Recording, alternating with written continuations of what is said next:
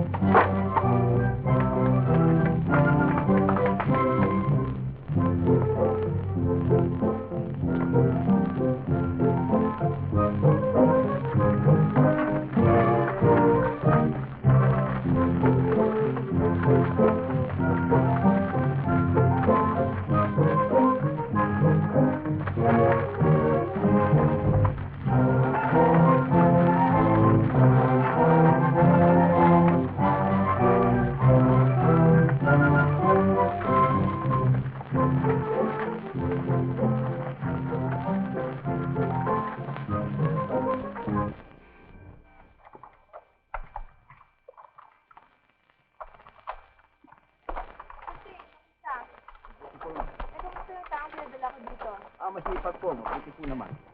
Hindi yung ngayon, hindi ako nagkamalang pupunta dito. Hindi po.